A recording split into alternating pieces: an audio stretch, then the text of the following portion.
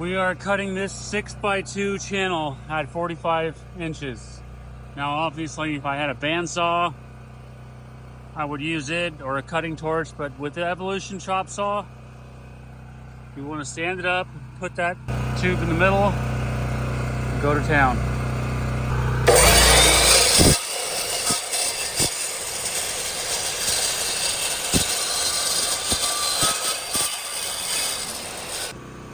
Alright, so the channel is 6 by 8.2. We're going to take this channel and put it right down there. But we're going to cope the ends so that the web is touching there. Not sure what I'm going to do about that right there just yet. Now, excluding the wheel wells, this trailer is 83 inches, which is 1 inch shy of 7 feet. We're going to notch out 2.5 inches for the vertical post at 40 1/4 on each side. All right, you got your clamps there. Clamps and a plate. When you're working by yourself, that's what you got to do. You got the ends here coped, so it should fit like a glove. This end has got a bevel to it. Time to get it tested. All right, time to do some preheat. Now the gap's a little bit big, but that's okay. We're gonna fill it in.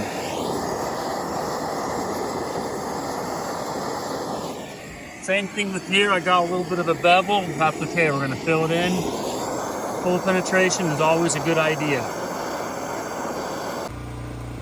Got this Honda 240 volt. There's the adapter.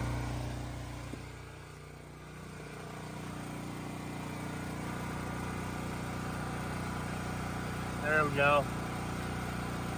Got the voltage good. Gas is on. It's time to finally do a tack there. Do a tack there, and then we'll get it level. All right, so here's the back side of the channel. Quite a big gap there, but that's okay. We're gonna get it filled in.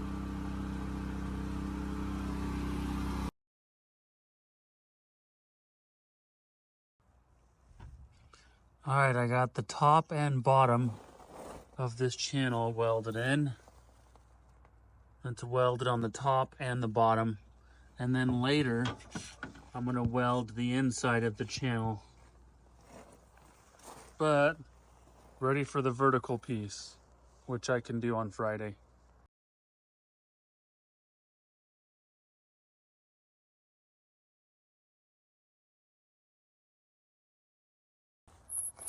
All right, for all you people who have a Miller-Matic, you probably have not heard of this before.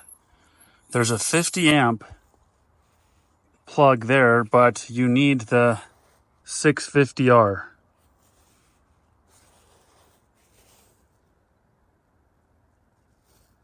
(14-50). Anyway, I got this adapter because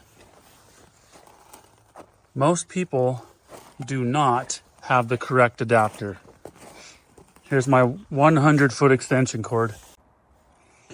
Here's the NEMA 650R with my 100-foot extension cord going into this adapter, which will be on that. The power supply is right here. Now, the other adapters you see, that ground is on the bottom, but because on this application the ground's on the top, which is why I had to use that adapter. I specifically got this adapter because the ground was on the bottom, but on this box over here, ground's on the bottom. Well, flipping it upside down where the cord hangs down, it's not going to work. Like a hot knife on butter, this saw keeps up.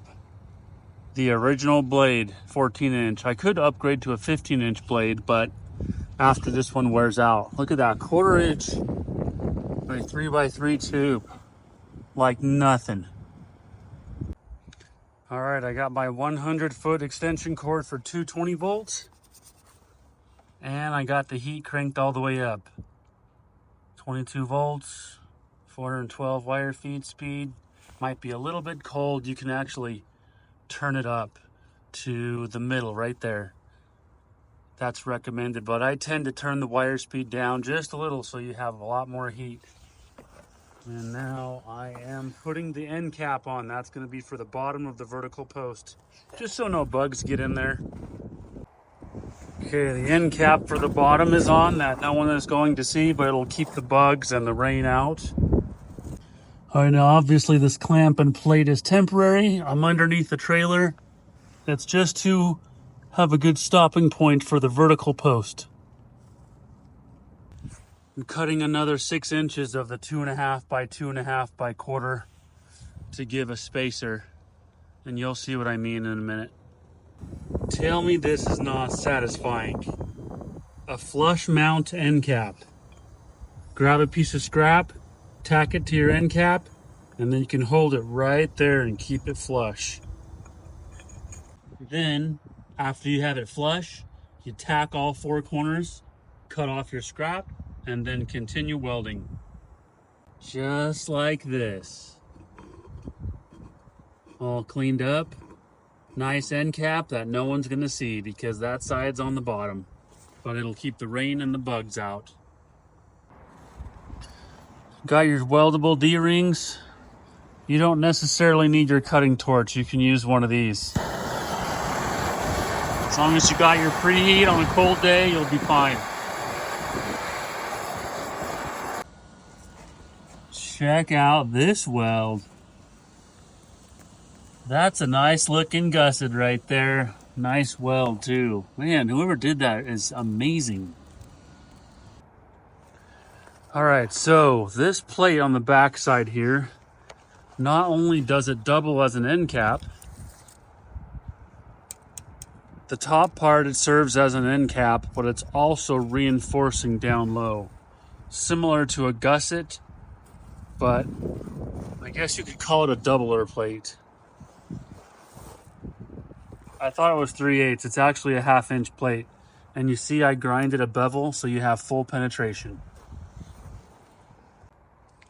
It still will not stop raining. Anyway, we've got the spacer there. Now we grinded a bevel. The purpose of that bevel is to cover over that weld. So that way, the doubler plate, which also serves as an end cap, will sit nice and flush. So we'll get that fitted up and welded soon. Settings are good. Got the heat all the way up, but it's raining. Look at all that rain. I don't have a choice. I gotta keep going. Got the weldable D-rings, gussets, looking nice. Look at this, 1/2 inch flat bar by 2.5 inch. Plenty thick enough. Cut it vertically like that.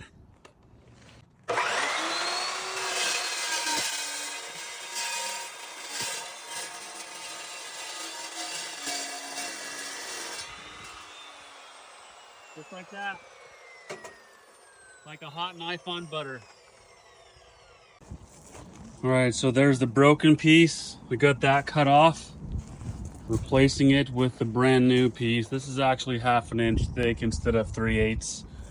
As you can see, I grinded a bevel on the back side so you have good penetration when you weld.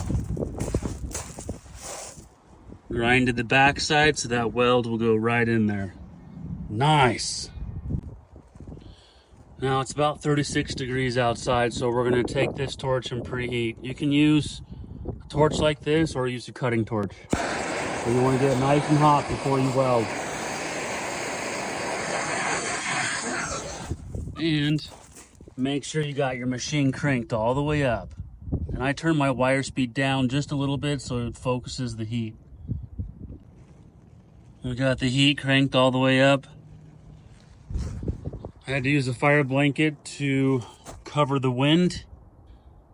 Got welds on the sides, the top, inside of the bracket, outside of the bracket, backside. Extremely overkill, but that's the nature of welding. See, it actually looks flush, but I grinded the backside so you have full penetration. Nice. Here's another example of full penetration welding. You grab a straight piece and then 2 splices. You grind a bevel where you can see daylight through it. All right, the grand finale. I didn't have black paint, plus it's cold and windy, but I put a clear coat on for now. So you got the 6x2.8 channel, which is the same channel as the rest of the trailer. You got the diagonal braces. You got several side braces to distribute the weight. You got 2 weldable D-rings, 1 on each side. You have a doubler plate, which is 1/2 inch thick. You have gussets. You have handles, 3/16 plate. This whole setup is removable for the heavy duty winch. And you come over on the other side and it's the exact same thing. And then I welded the back side of that channel too. Now this is a tilt trailer, so this part's gonna come up, but you can still use the winch. And so, grease the bearings, but don't over grease them. I had to cut off the ends that you normally put bolts or lag screws or lag bolts, and preheat it and you weld the ends. But the purpose of this is to prevent wear and tear when you're using the winch with the tilted deck. Whether you spend a few $100s or a few $1,000s, you need custom heavy-duty welded anchor points for your winch. Make sure all welding is done with 220 volts. Otherwise, you might not be able to pull 20,000 pounds. Let's kick it.